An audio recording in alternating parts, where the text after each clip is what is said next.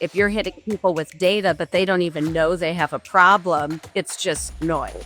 And so you have to really architect, what is that customer journey? How are customers showing up? And it's really tempting to want to do it all and to try and target, 5, 10 different audiences. But to do it really well, again, you want people to know, okay, I belong here. Are you drowning your customers in data they don't care about? Marissa Lather, Director of Marketing at Bridge Partners, turns complex B2B tech into clear, impactful messaging that drives decision makers to act.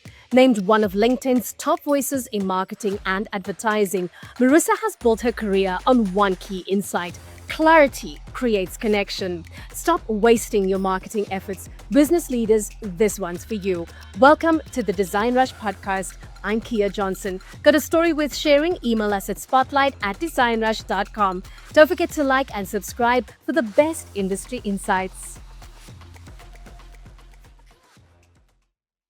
Marissa, hi. Welcome to the DesignRush Podcast. Before we get stuck into the meat of our discussion today, I have got some rapid fire questions for you. Are you ready for me?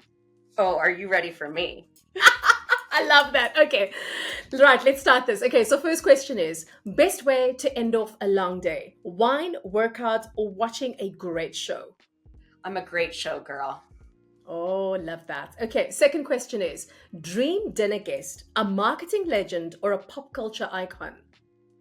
A marketing legend, so that I have something that I can bring to the table, literally.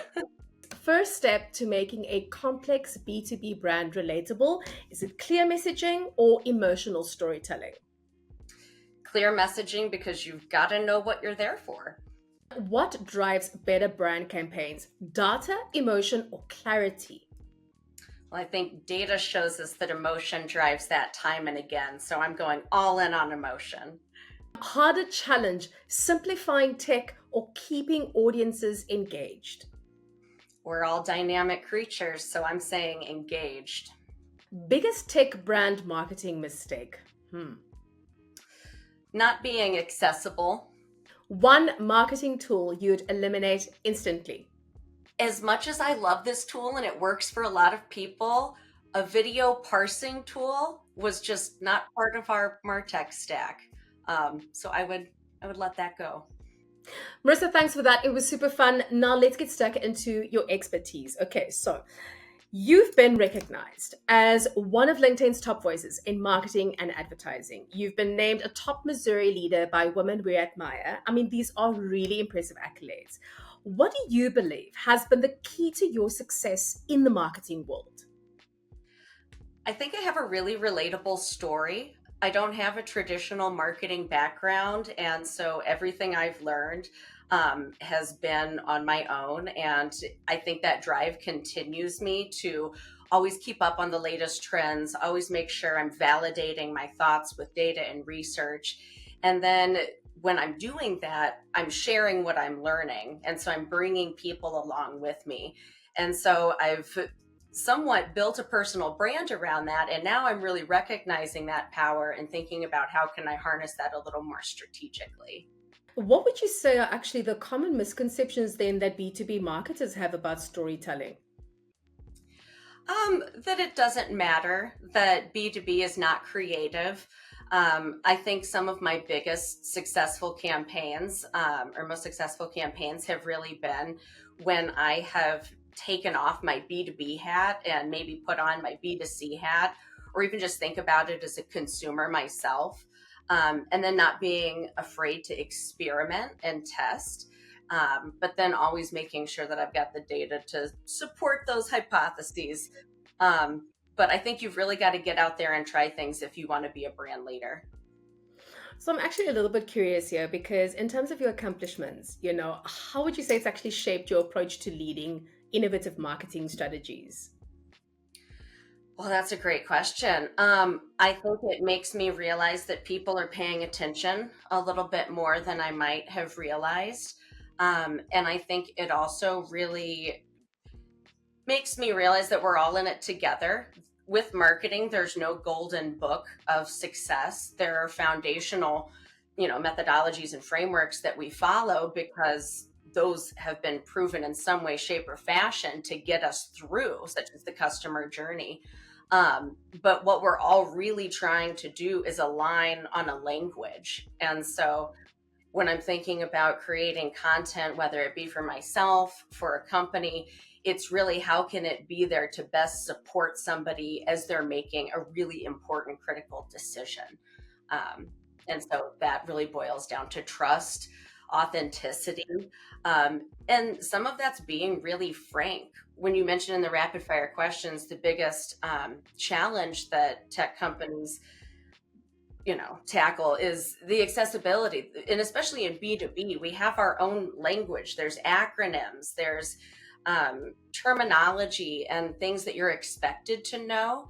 And I was an English major, so I didn't study management and marketing. The 4 Ps, that was new to me when I stepped into marketing, and I had to learn all of that. And so I think what that also does is it shows me that there are boundaries, but they're not impossible to break. You can learn, you can figure it out. And so I have really high expectations of myself and the people around me to not let themselves get blocked by challenges. If I could overcome it, you can do it too. So throughout your journey, in transforming complex B2B tech solutions into compelling brand narratives, what would you say, or who would you say rather, are 3 individuals that have actually inspired or mentored you along the way? Immediately, I look around at my colleagues at Bridge Partners, and I'm literally learning from the best of the best. And at my previous role at Proficient, I worked with a really incredible marketing team and just broader business team. And each time I'm taking these steps, I'm expanding my knowledge, but then also what I'm able to bring to the company. And so thinking back to, I don't have a traditional marketing background, but I'm really good at writing and communicating and understanding what people need to know. And so if I wasn't a marketer, I'd probably be a lawyer or something, but really understanding all of those different boundaries and putting it into something creative, but then also realistic and accessible and attainable. I think that that's my superpower. So when I'm thinking about working with these big complex brands, at the end of the day, everybody is people.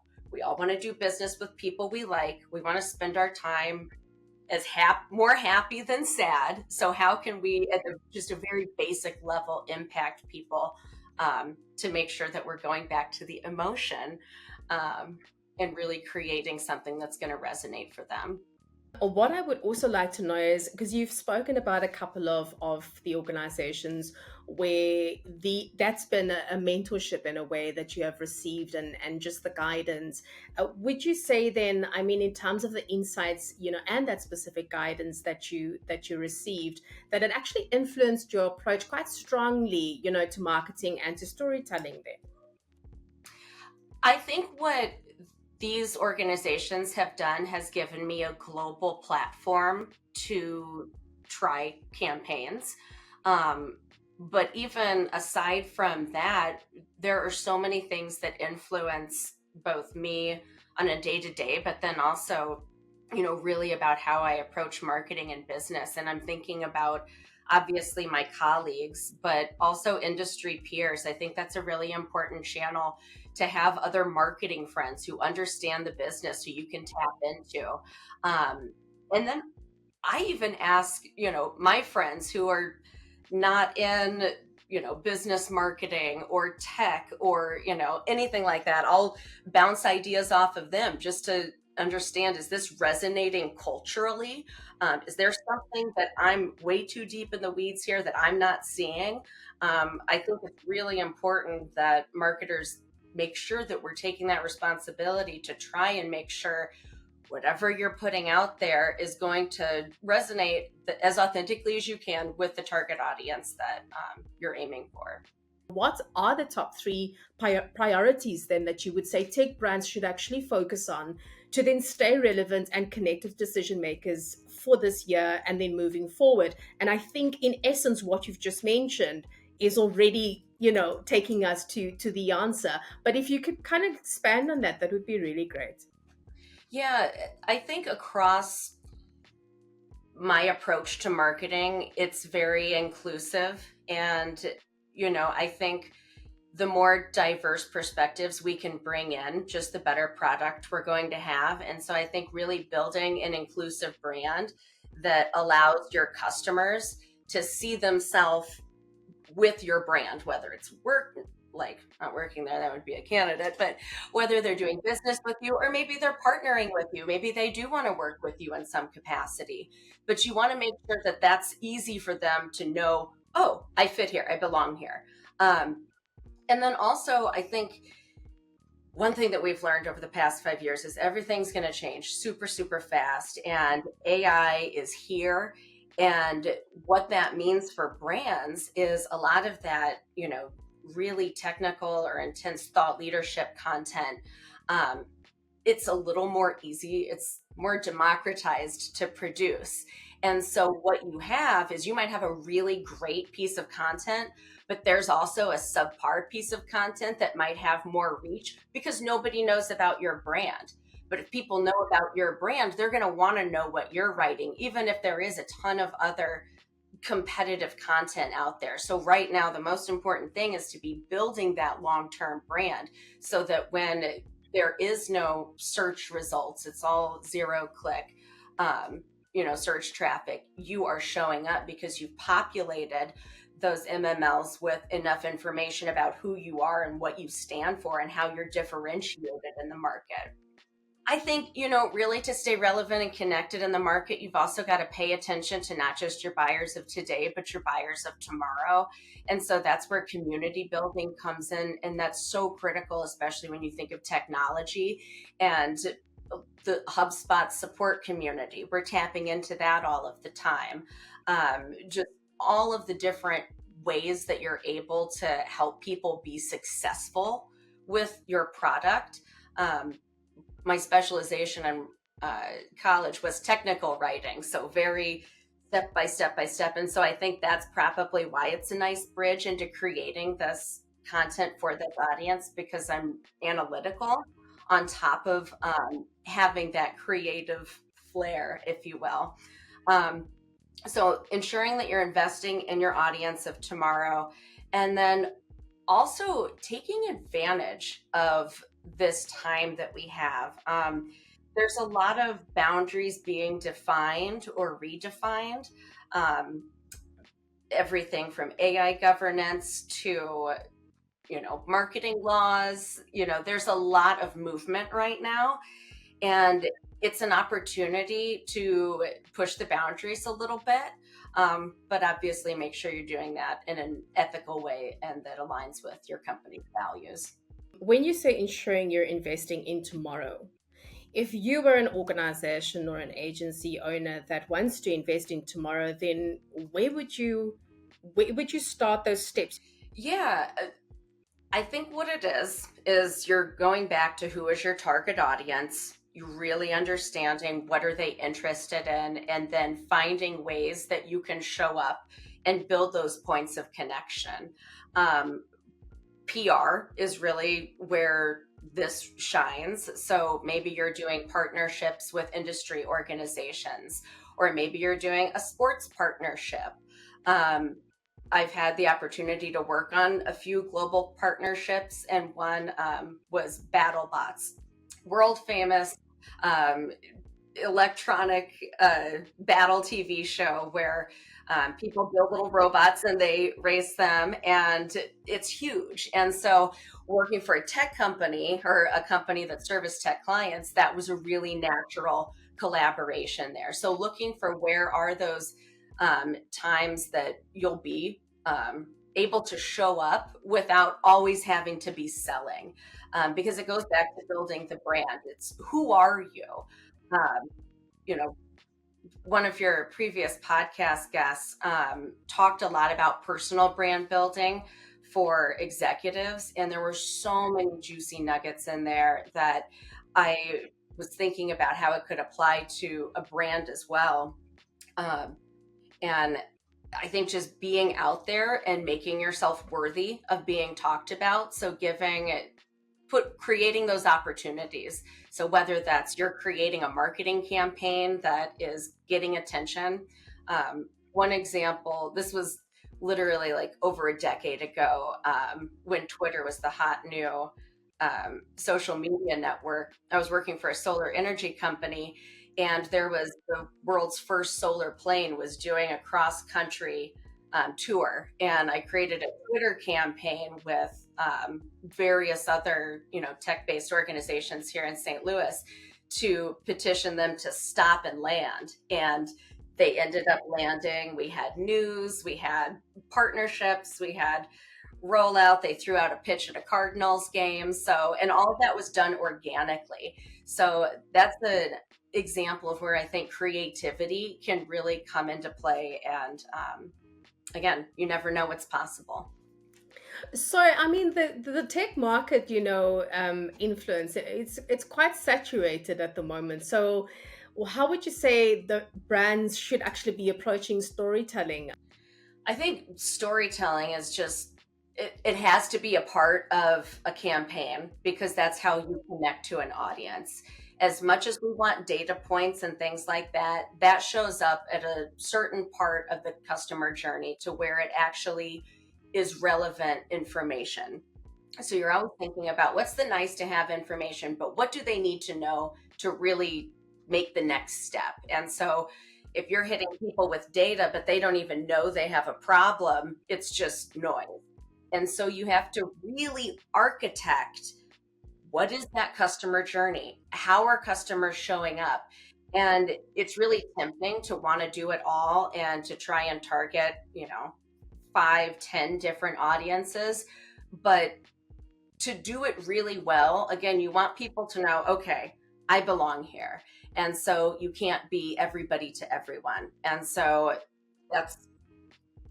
it's really just architecting out all of those different steps, and not just ending with the conversion or the sale, but how can you continue to build on that relationship and hopefully turn them into a brand advocate. There's one simple step that a lot of companies don't do to tell a great story, and that's writing down all of the components of the story in one single brief.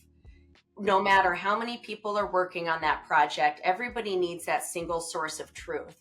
Know, who are you targeting? What do they care about? What do they do? All the psychographic, demographic information, and make sure that everybody agrees on it. And once you have those components, then you can go into thinking about how can I be creative and tell this story on different channels or through different mediums. Maybe it's a video, maybe it's a blog series. So once you have all of the rules in place, then you know how to bend them. Many tech companies believe that emphasizing their product features is enough to convince potential clients to choose their solutions. I believe that what this does is actually alienate businesses looking for tangible solutions to their specific problems. So my question to you is, how can tech companies effectively position themselves as problem solvers rather than just product providers? Well, you set me up perfectly for this with our last question, because Yes. It goes back to the customer journey and understanding what are their pain points. And there's data that you can use to understand this. You can look up search data, you can look up intent data, you can look up sentiment data on social media. So you don't necessarily have to be flying blind. Reviews are such an incredible resource for finding out what are your customers talking about. And even if your product might not have all of the reviews yet, check and see what they're saying about your competitors. So make sure you're getting that market research on top of what you know to be relevant to your brand with whatever first party data you have. I'm also a big fan of running beta tests and pilots.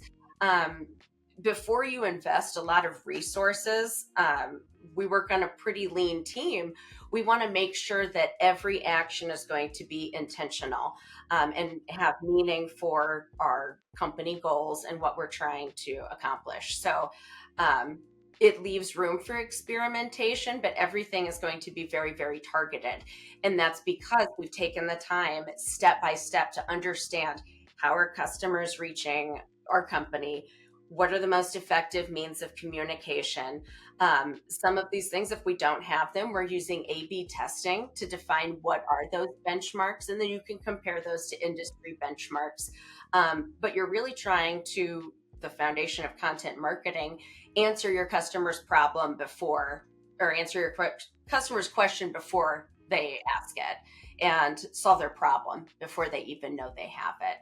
So how can businesses then identify if they're not an effective problem solver? Would this testing then also help them to ascertain that as well? Do you actually have any examples that you've maybe come across that you can share with us? You know, what's really rising to the top of my mind is our Voice of Customer program. We work in B2B, and we're a growth agency. And so we get a lot of we're very hands-on with our clients. And from a marketing perspective, I'm not touching them as much as our client services team. And so I'm thinking about how can I get as much information about what are they thinking, and how can I use that, to influence my messaging, my campaigns, my channel strategy. But then outside of just who are our current customers, who are the people that are influencing our customers? Who are the people that are influencing our industry? What are they thinking about? If you want to be a brand leader, you have to be thinking ahead. And it's a balance. Anytime you're in a leadership role, you're balancing short-term goals with long-term strategy. And there's give and take there. But the more that you can help your customer be successful, and in B2B, help your customer's customer be successful, that's the main story that you're really trying to tell. In terms of bringing together, data and human emotion, IBM is actually such a good example of this. And I just want to take you through this quickly because, they previously struggled to connect with C-level executives, right? They were focusing heavily on technical features in their marketing, but then they initiated a Let's Put Smart to Work campaign. So the branding shifted to emotionally engaging storytelling instead. And what they did for the Let's Put Smart to Work campaign was actually showcase how their technology positively impacted global challenges like disaster response, personalized cancer treatment. And in the end, what this did was it actually positioned IBM as a partner in innovation, which now resonated with executives, and it drove stronger enterprise partnerships. So C-level executives, often struggle to align their data-driven strategies with emotionally engaging campaigns. So I'd love to find out from you, based on your experience, how can tech executives actually combine these data-driven insights with creativity, to craft campaigns that actually inspire and deliver results? Customer first messaging, because it's really tempting for tech companies, especially, to talk about their products. But what you're really trying to do is put your customer in there and talk about how it's going to affect them. So instead of saying, we make your workday go faster, you would say something like, we save you an hour to better enjoy your life because you're not at work. Well, and I think one thing that I really like that you also just said was looking at other examples. When I think about all of the incredible award shows, the Webbies, for example, I've had the opportunity to judge that, the B2 awards from A&A. All of these, you can go on and you can see the award submission. And so you're getting a case study on how to tackle, how to build a campaign, but also how to tackle some of these bigger challenges. And so when you're needing inspiration, especially when it comes to creativity, looking at what is out there and what is winning awards, that's a real great place to kickstart that. How do you decide which data points are most likely to resonate emotionally then with the target audience? Just to expand on my previous question. Yeah. Well, we actually wrote a blog on the art of using data storytelling. And one of the sections is around the 5 C's. And so It's making sure that your data is captivating, that it's going to hold the audience's attention, consumable, it's going to provide the audience needs efficiently and in a way that they can understand, cohesive, it's going to allow the audience to follow the information so they can go from point to point, comprehensive, it's got to be well vetted, it's got to be accurate, and it has to be from a reliable source. And then 5, constructive. It should support and add value to the overall story. And so when, if you can keep the 5 C's in the back of your mind, that's going to be a real good trick to, okay, does this kind of check all of those boxes? When do you feel, relying solely on data actually backfires in tech marketing then? When there is no data, maybe you don't have accurate data, maybe you don't have enough. There are rules in how you use data. So I think that it's using it to help, first of all, using it realistically. So you can't cherry pick all of the data that you want to build your case. So again, making sure that you're using it on an even platform. But then right now there are so many new tech platforms. And as AI is helping create so many new tools, there might not be the defined use cases and data to go off of. And I think about our work and how we have implemented AI at Bridge Partners. Very methodical, a cross-functional initiative that, included multiple pilots.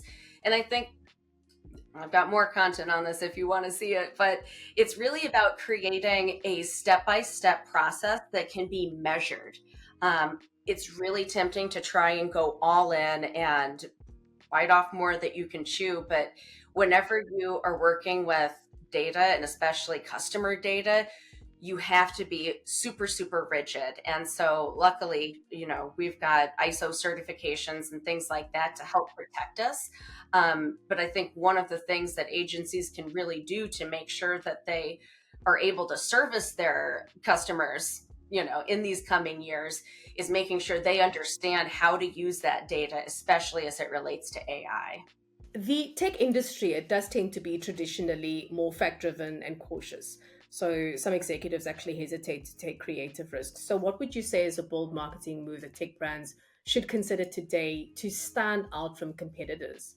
I think it's sort of like the golden question that everyone wants answered. Yeah. Yes. Yeah.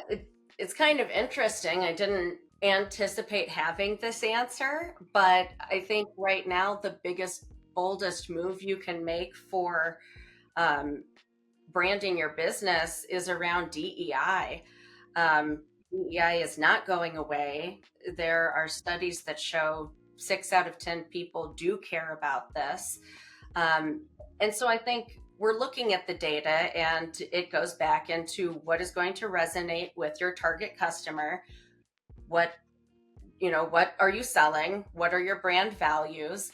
And so I think we're in a very divisive time. And so when I think about creating connection and community, which is really one of the foundational points of marketing, get more people to look at your stuff, I think you're going to get farther by taking a more inclusive mindset than trying to, separate.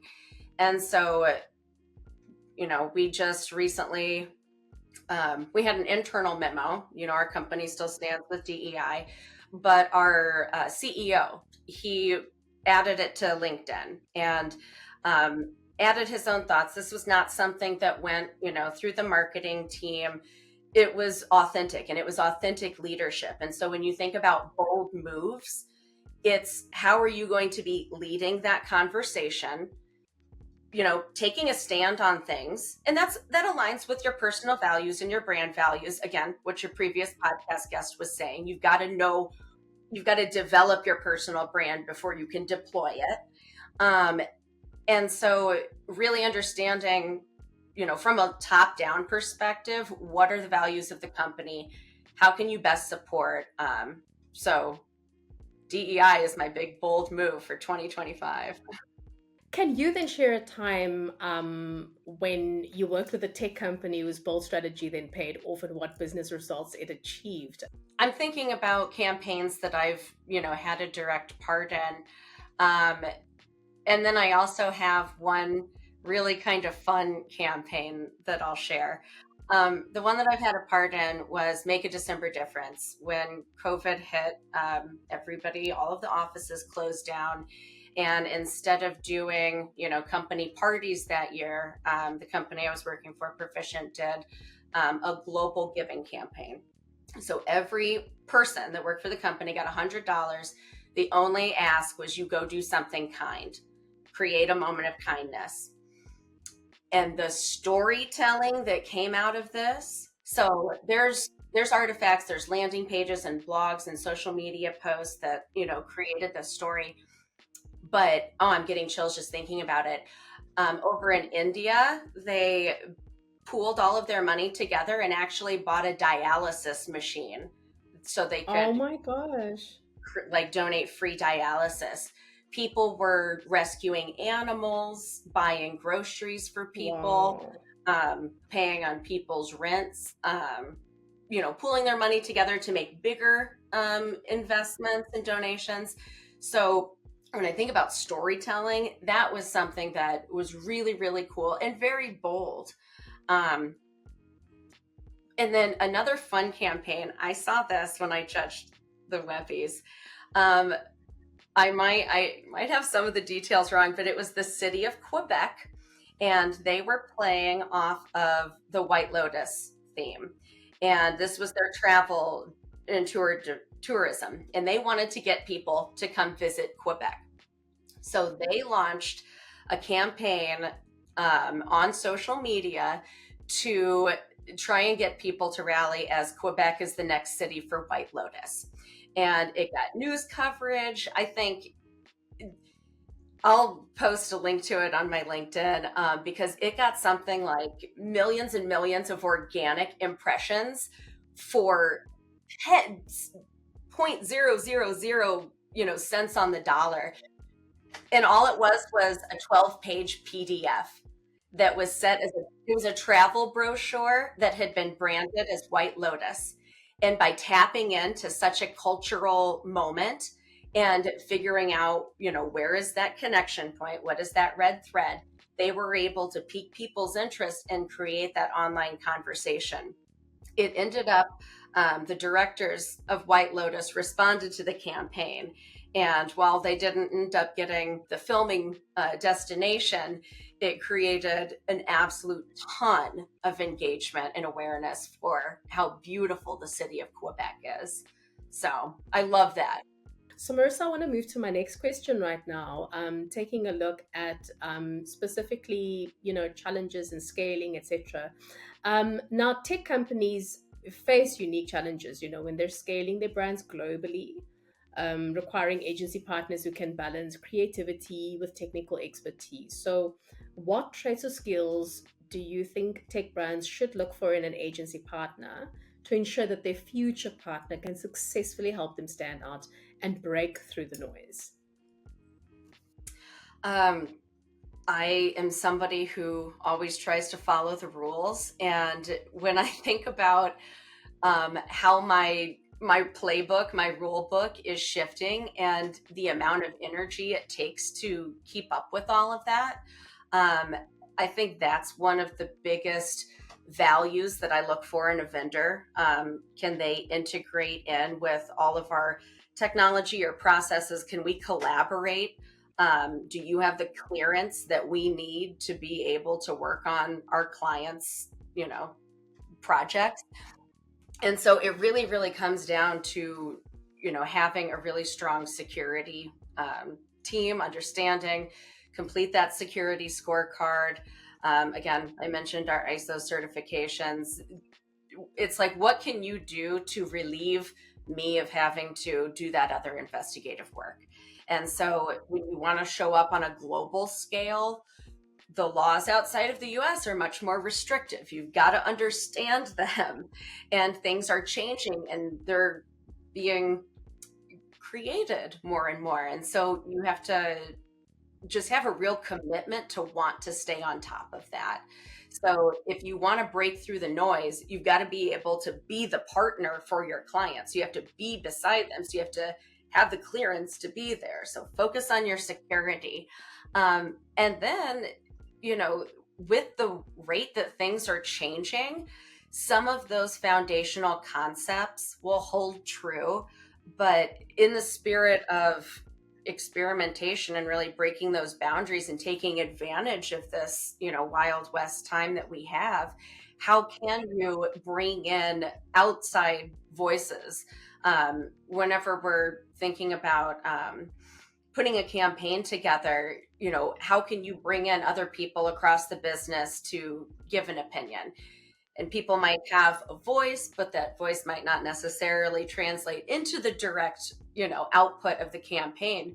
But this now more than ever is a time to be collaborative and to be trying new things. And it's really easy to get stuck in a rut. So the more that you can get out, look at what other people are doing. So being involved, attending conferences, listening to those case studies, demoing new technology, maintaining those relationships with vendors, really just trying to stay at the forefront. And then I think if you are an agency and you're really trying to, break through, don't forget to listen to the output of your companies. Like chances are, if there's a public company, you can pretty easily access their investor reports. And so that's going to tell you where they are headed and where they are thinking of for the next, 5-10 years. And so you can start to position some of your offerings to support, what they might need then. So it's really thinking about what can you do now and what can you do in the future. And just touching on what you've spoken about right now, basically, I think ties into, like basically tech brands assessing whether an agency truly understands their unique challenges. So with what you've just mentioned, these would actually be the sort of key points that you would utilize for that as well. So what I want to find out from you is, what's one red flag that actually would signal an agency might not be the right fit for a tech company's needs? I would think you would be looking in the opposite direction, right? Yeah, I think inexperience, and you've got to be able to, whenever you are an agency, you really need to have those testimonials to prove that what you're saying is validated. And so being able to show that work in the market and how it's driving results, I'd say if that's not there, that would be a big red flag.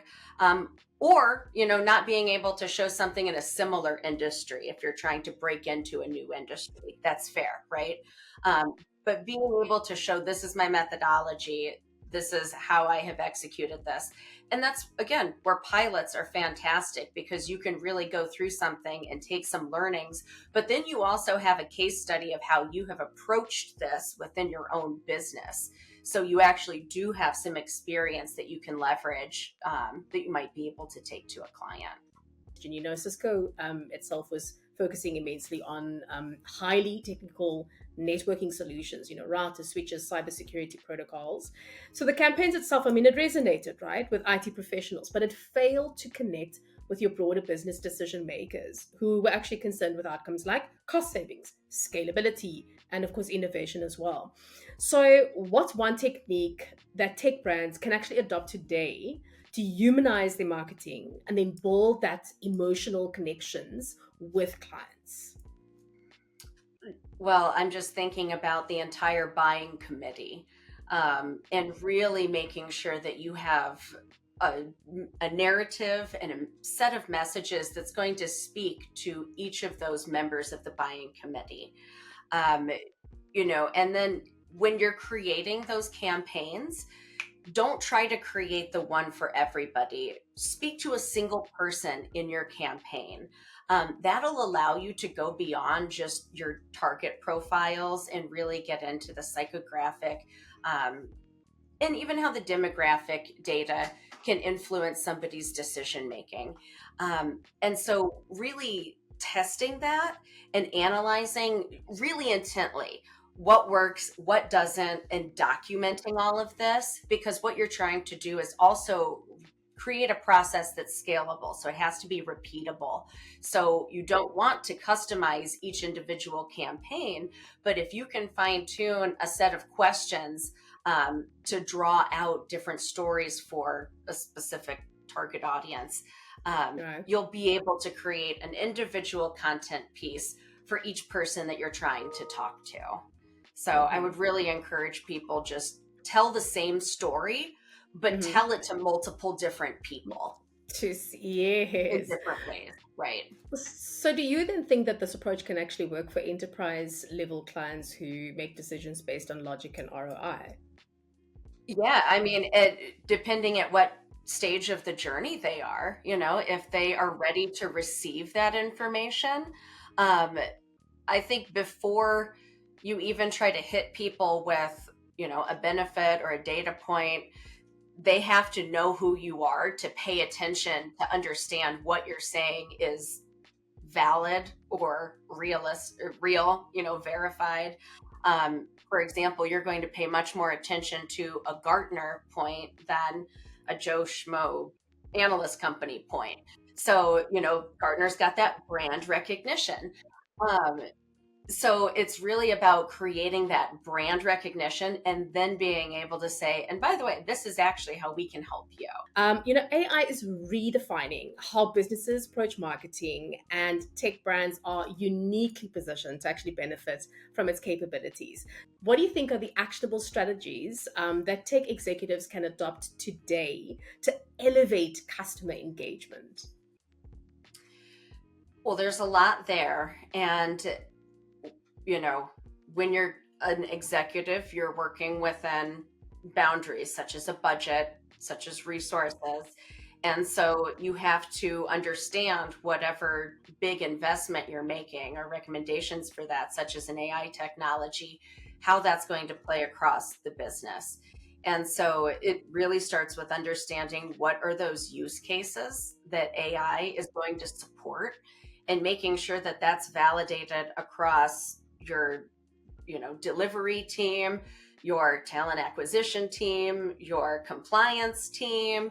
There are so many downstream um, effects of implementing any type of new technology. And so when people get really excited and or kind of put their head in the sand and don't pay attention to it, which a lot of people um, are doing, um, it's a fast track to being left behind. And so AI might not make you the best, but it can put you ahead of your competitors, and it can make you smarter. And so, when you're thinking about how would you implement AI as a tech executive, it's thinking about what are those parts of the business that can be optimized. So each business is going to look different. You're going to have different goals, and doing that case by case, measured outcome based analysis. What is the one AI powered tool or method that you feel every tech CMO should be exploring right now? I think you should have your favorite generative AI tool. Um, for me, I'm using ChatGPT. And so the more you use it, the more it gets to know your preferences and projects and things like that. So I do find committing to a tool has been beneficial, although all of the different tools kind of have their own personalities and pros and cons. So it's really keeping that experimental mindset to make sure that you're staying abreast of what is happening in the industry, but also making sure it's realistic and accessible so that you can actually be using it. AI is starting to be embedded into so many tools. So I think it's less about understanding, which tool to use and more just about how AI works. And then you'll be able to use it universally across all of these tools to better support your workflow. Scaling tech brands, requires more than the sort of one-off marketing campaigns. I mean, it's consistent growth through a unified journey. So what's the key mindset shift that tech leaders need to make to transition from short-term marketing tactics to actually building that long-term brand equity, would you say? It is building the plan and sticking to it. It's so tempting to be reactive in a plan, but if you want something that you can truly measure, you have to build a plan and stick with it and run similar tests so that you can. It's like the scientific method. We learned this in the 7th grade, and so I'm just applying that to how I create content or a campaign. And so you're looking at what are our short-term goals, but then where do we want to be in the future? And where you want to be in the future, that's where you get the real fun part. That's where you get the brand building. That's where you could get the partnerships or figuring out, the breadth and depth of how you want to show up in the industry. You're going to have different points where you're going to be a real industry leader, but you might just need some general education to be in the playing field for other parts of it. So it's really understanding what is your brand built on, and then thinking about how can that be executed in micro moments now and then in bigger ways in the future. I just want to find out from you, how do you measure marketing success when playing the long game in B2B tech? Well, a lot of it is sentiment analysis. Yeah. It's a classic challenge to try and measure brand, right? And you're never going to be able to put a number next to that. There are just too many attributing factors. The landscape changes, the audience changes. But we can get some general metrics that can support that. So how many people are talking about us? What is our NPS score? What is your employee NPS score? What do surveys say? Surveys are a wonderful tool when you're trying to measure something that's not measurable. And so it's really about going into thinking about that measurement strategy from the beginning to the end, because again, you want to make sure that you're measuring the same things so that you can have data that will compare to each other. So thinking about how are we going to measure this in the future? And setting yourself up with benchmarks, industry data, competitive data, and a little bit of hope and good luck. Marissa, thank you so much. This has been absolutely incredible. I have loved every minute chatting with you. I do appreciate your time. Thank you so much for joining us on the DesignRush podcast. Thank you so much for having me. This was so much fun. Curious about what top brands look for when choosing an agency? Tune in to our latest episodes where we reveal the decision-making secrets of leading brands. Subscribe to the DesignRush podcast and stay ahead of the competition.